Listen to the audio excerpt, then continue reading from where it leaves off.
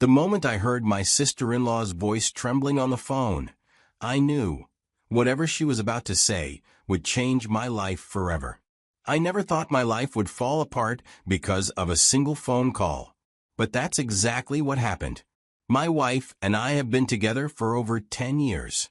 We have 2 kids, a boy and a girl. They're my whole world. She's a stay-at-home mom, and I work long hours to make sure they have everything they need. The house, the bills, the little vacations. We weren't rich, but we were comfortable. And I thought we were happy. Now don't get me wrong. Our marriage wasn't perfect. We had our ups and downs, like any couple. Arguments about small things. Who forgot to take the trash out? Why she spent too much time on her phone? Why I worked too much? But in my mind, none of it was enough to break us. I trusted her. I believed in her. Then, my phone rang.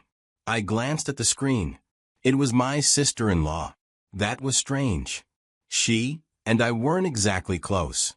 We only really spoke during family gatherings, or when my wife put her on the phone. Still, I picked up. "Hey, what's up?" At first, she didn't say anything. Just silence. Then, I heard her take a shaky breath. Her voice came through, low and hesitant. "I don't know how to say this," she started. "Then don't," I half-joked, trying to lighten whatever mood she was in. She didn't laugh. Instead, there was a long pause. "It's your wife. She's been cheating for months." At first, I almost laughed. Not out of amusement, but because the idea itself felt ridiculous. My wife? The woman who stayed home with our kids, who barely had time for herself. It didn't make sense. But the more she spoke, the more her words started to cut through my disbelief. She wasn't exaggerating. She wasn't mistaken. She was telling me something she had been holding in for too long. My mind started racing, dragging up memories I hadn't questioned before. The quick errands that somehow stretched into hours. The way she had started looking forward to social events when she used to hate going out.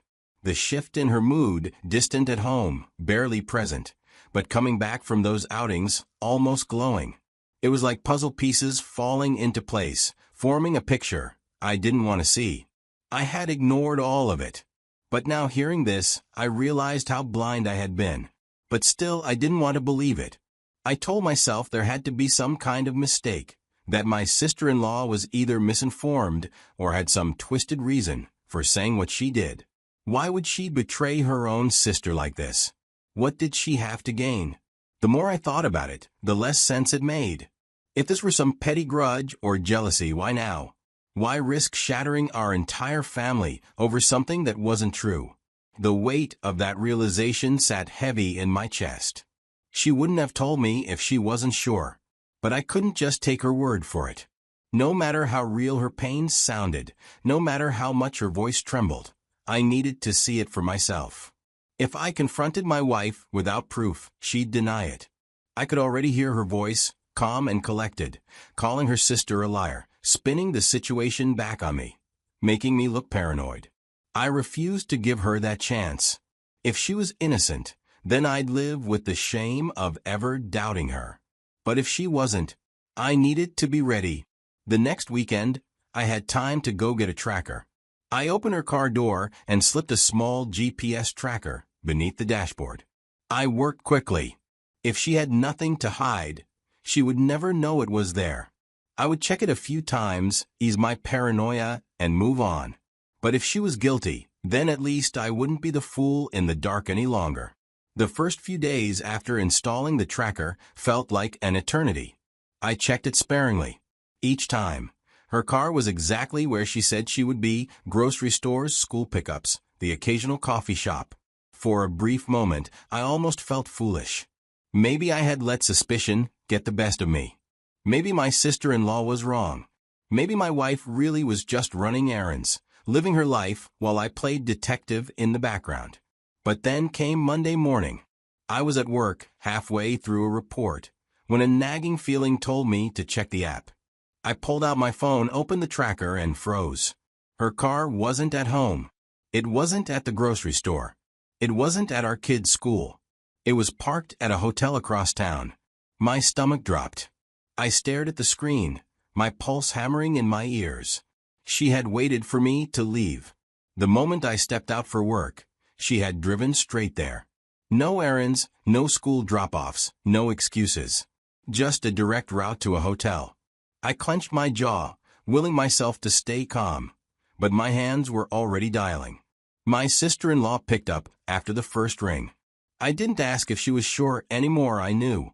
Instead, I told her where my wife was, and that I needed her to meet me there. If this was real, if everything she had told me was the truth, then she needed to see it with her own eyes too.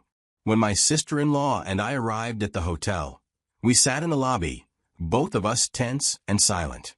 The place was quiet, apart from the occasional sound of footsteps or muffled conversations from the reception desk.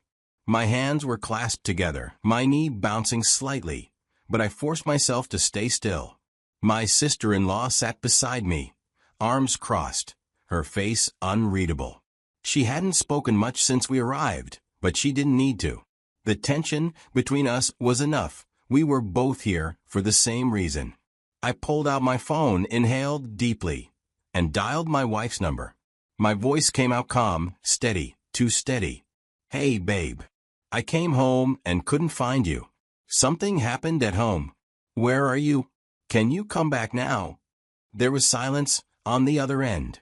Then I heard a shuffle, the sound of sheets moving, hurried footsteps. Her breath hitched slightly before she finally spoke. I'll be home soon." Her voice was rushed, nervous, not even bothering to ask what had happened. She just needed to leave, fast. I ended the call without another word and slid my phone back into my pocket. My sister-in-law let out a slow, shaky breath beside me. I could feel the tension in her body, the same burning anger that was simmering inside me. A few minutes passed. Then the elevator dinged. We both turned to look as the doors slid open, and there she was. My wife stepped out quickly, adjusting her dress, running her fingers through her hair, smoothing it down. She was in a hurry, probably still piecing together the excuse she was going to give me when she got home. Then she finally looked up. The second she saw me, she froze. Her entire body stiffened. I saw the panic in her eyes, the sheer, unmistakable horror of a person caught in the act. Her mouth opened slightly, like she wanted to say something, but no words came out. Then her gaze shifted.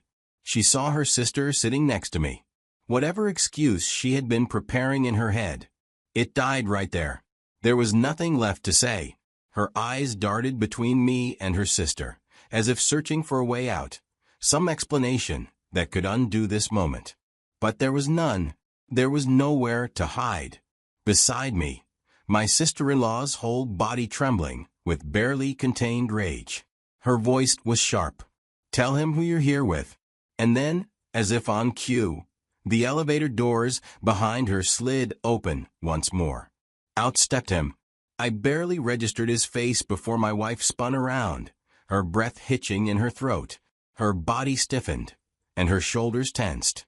It was a reaction of pure panic, the kind that only comes when you realize the walls have closed in and there's no way out.